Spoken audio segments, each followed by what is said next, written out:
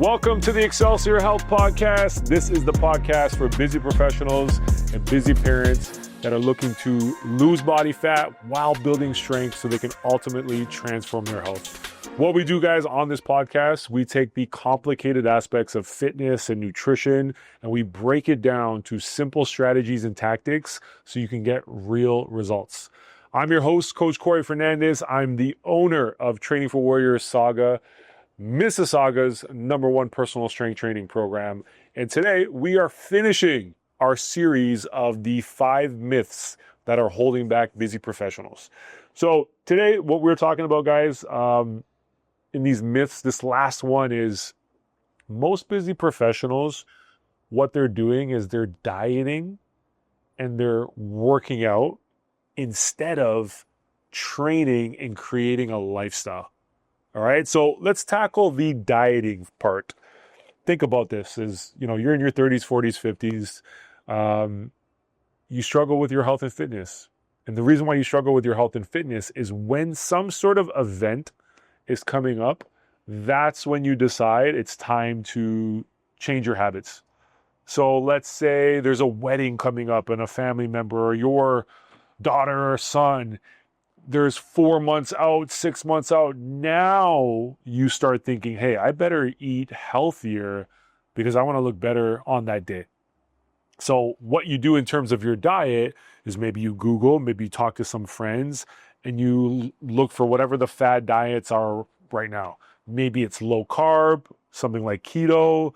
Maybe it's, what's the other one? Carnivore diets, maybe it's being vegan, maybe it's just you just think of whatever is.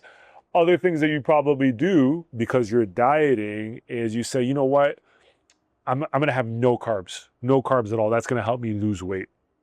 You also might decide, you know what, I've been eating a lot of junk food. I'm going to go no sugar. No sugar is what's going to do the trick. Another thing you might decide to do is, hey, I'm going to have no alcohol. The point that I'm trying to say is you go through this dieting phase for a period of time and you focus on extremes instead of consistent habits and systems that you can sustain to for long periods of time, right? So dieting is what impacts. And I don't know how true this is. I've heard this many times. We train a lot of women in our program. I'll probably say like 60% or more of our members are women. Typically in their 40s and 50s.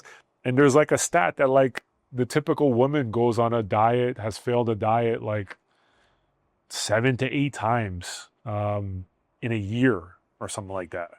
So that's a lot of stress and that's a lot of pressure. But the problem is we create these small timelines and the expectations of the results and also the expectations of like what you're doing in that timeline is just too much. Right? Taking away 0 sugar, no carbs. I'm going to have a strict amount of calories. I'm only going to eat these 2 types of meals. Yes, that can work for a month or 2 months, but it's not going to lead to you doing it for 12 months, 18 months. And most of the results that people want when it comes to transforming your health, it takes that amount of time. It takes 1 year, 2 years, 3 years of intentional improvements to see those types of changes. All right. So instead of the diet, what I want you to think of is don't have this extreme diet that you only follow for a short time. It's what are the habits, and more what I'm talking about is nutritional, is what are the habits that you can implement into your lifestyle? Okay. So this is what someone who's a busy professional does that transform their health is they make a change. They go from, you know what, I drink alcohol, maybe 5 to 10, beverages a week, which is a lot of calories, right? And what they do is now they make a change and they make it a part of their lifestyles. Maybe they have 1 to 2, 1 to 3 beverages per week. Or maybe they go through a series of months where they don't really need to have alcohol, but when they're on vacation, because they're in that mood, they're okay. They're okay having a couple beverages during vacation, right? So it's lifestyle. And in that lifestyle, most of what they're drinking is water, maybe controlling tea, coffee, some 0-calorie beverages. It's fitting into the lifestyle. Other things in their lifestyle, again, they're not maybe following a specific diet, but they have certain systems that they pay attention to. So a system that, a lot of healthy people might use is they create eating windows.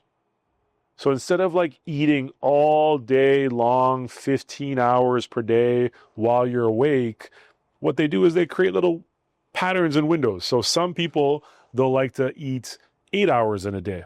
Some people will like to have 10 hours, 12. My opinion, if you've never paid attention to your eating window, start with 12 hours. So what that would look like is, let's say you wake up typically at 7 a.m. and you work a 9 to 5. Maybe from 7 a.m. to 9 a.m., you're not having anything. You're just drinking water and you're having your coffee. But by 11 a.m., now you've been fasted for 4 hours. Maybe you're going to break your fast at 11. All right. And now 11 a.m. to 11 o'clock at night, that is your eating window. That's 12 hours. That's a really good place to start. What I would eventually coach someone on to make it even better is maybe that person's not eating so late at 11 o'clock. That's probably not ideal. Now we push that closer to like maybe a 9 p.m. And now that person has a 10-hour eating window.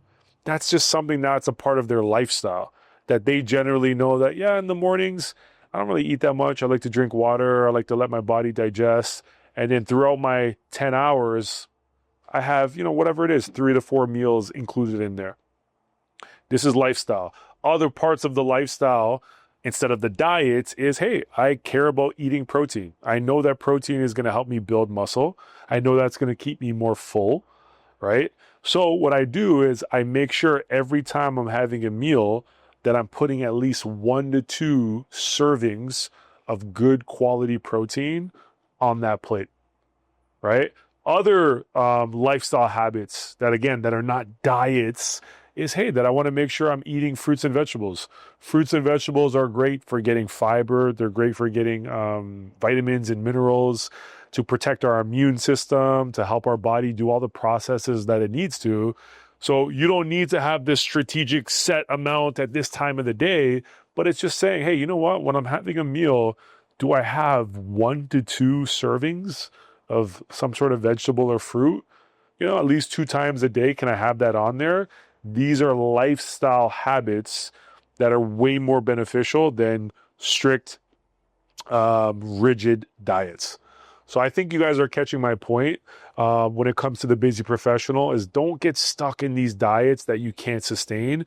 Take the time to implement the nutritional habits and make them a part of your lifestyle. My recommendation as a coach is you might hear us, especially on this podcast or other educational formats, and you might hear of like 6 to 8 different types of habits that are all make sense. Don't try to implement them all at once. What you should think about is, even in 1 month, could your focus literally be on 1 to 2 habits? So I'll give you an example. I sat down with a former client who just signed back up after being away from us for a year. She's so excited to get started. We're doing a 10-week mentorship together. But what I told her is, hey, right now, this week, I'm not talking to you about calories. I'm not even really talking to you about nutrition yet. What we're doing this week is you're showing up here 4 days. That's your focus. And then also what you're going to do this week, you're going to do 4 walks outside. I need you to show me that you can do that this week. And then next week when we come in, I want to make sure she does that. If she didn't do that, we don't move on because she hasn't shown that she's able to commit to that habit. And then, hey, maybe 2 to 3 weeks from now that we sprinkle in there as we focus on her water and maybe it's protein. But this is a way more higher chance that you're actually going to integrate these habits and then do them long term. All right. Another part of the myth that we're talking about today is you're focusing on dieting and just random workouts versus lifestyle habits and training. So let's look at the workout component. A lot of busy professionals, they put so much emphasis into the workout transforming their health. So what we do is, again, maybe it's 6 weeks out, maybe it's 12 weeks. We try to find what's the most extreme workouts that we can do. They're going to whip my ass back into shape. So get back into it. Let's say it's like, I do 2 really strong, heavy lifting workouts. I do 2 high intensity cardio workouts, and I'm just doing it. And every week I come in, I just try to figure out what's the hardest, what's the most advanced, what's the most craziest workouts I could do. I'm always trying to change them up.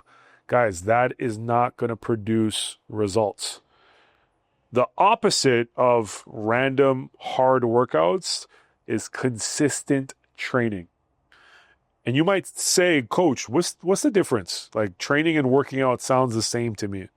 What training is, guys, training is what you're doing is you're working towards a goal. You're aspiring to get a result. And because you're trying to get a specific result, you're following some sort of program and structure.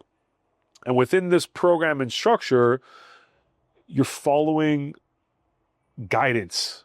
So you're committing to a plan. You're not just coming in and changing random variables all the time. So if I'm training, I know that, in a month, I'm going to be focusing on specific workouts and exercises, and I'm going to be doing these things over and over again, probably not only for that month, but I'm probably going to be doing this for at least 3 months, 6 months until I get really good at these exercises. So I'll give you an example. Training means, I might have, if I'm dealing with my busy professional, they might have an upper body workout, a lower body workout, and maybe they're going to have a core workout. And the exercises, they're going to be the same. And every week that they come in, it's not that they're looking for something hard to sweat. They're doing those basic 4 to 5 exercises within that workout. And what they're trying to do is they're trying to perform the right technique and form, but they're also trying to get heavier and more efficient in how they perform the exercises. And because you do that, that's what enables your body to change and build muscle, is you are training. And then along with training is like, you do the other things. You track your weights. So someone who just works out, they might sweat. They didn't care how much reps they did. They didn't pay attention to how much weight they lifted. But the person who trains, they either have a book or a journal. They leverage technology, and they're putting all these numbers that they're doing, they're putting in there. How much sets did I do? How much weight did I do? How much reps did I get? Other things that someone who does that is training is they're tracking their results. So yes, they might pay attention to the scale and they might look at their weight. Other things that is really important that we are big advocates for is measuring your body fat percentage. So using something like a DEXA scan or an in-body scan to make sure that you're seeing, is your muscle mass and is your body fat percentage, is it trending in the right direction? So yeah, oftentimes, guys, like, exercising can seem exciting and new, and you're always changing the different variables, but just new things doesn't mean it's going to lead to results. Training, although sometimes it becomes monotonous, it's boring, those are what people do to actually get results. And there's a great quote that I love is, I think by Bruce Lee, is, don't fear the person who's practiced 10,000 different kicks once. Fear the person who practiced one kick 10,000 times. That person is going to be way more deadly. And this is the same principle that comes to what we're talking about here: dieting, exercise versus lifestyle and training. There's going to be people that tried every single diet. They did it all. Oh, yeah, I used to do keto. Oh, yeah, I used to do high carbs. I used to do this. And then they've tried every exercise, but then they don't do any of them at a high skill level. But then there's the person that they follow certain habits and principles. You know that they drink their water. You know that they track their protein. They pay attention to their sleep. There's someone who manages their walks. Like, those things, they do those things 80% or above, consistency. And then when it comes to training, is like, hey, they know that, hey, I'm always working on my push-ups. I'm always working on chin-ups. I'm always working on my squats, my deadlifts, and my lunges. And I'm really doing these boring moves over and over, but I'm getting so much better on doing them with control, and I'm lifting heavier over time when I do it. So as a busy professional, guys, that's the myth right there is don't do random exercises, don't do random diets. Do the things that are going to be a part of your lifestyle that you can commit to for months, but more importantly, you can commit to for years. That is how you're going to have that breakthrough in your transformation journey. So that's a big thing of what we preach at Training for Warriors, guys. A lot of times our clients come in, they come from all different walks of life. They come into our program, and then sometimes they're like, oh, coach, we did that last week. And I'm like, yep, we're going to do this again for the next 4 to 5 weeks.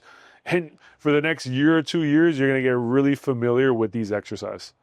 So overall, guys, I think that ends off our 5 myths that are holding back busy professionals. And just to kind of recap everything, let me see if I can go back from number 1.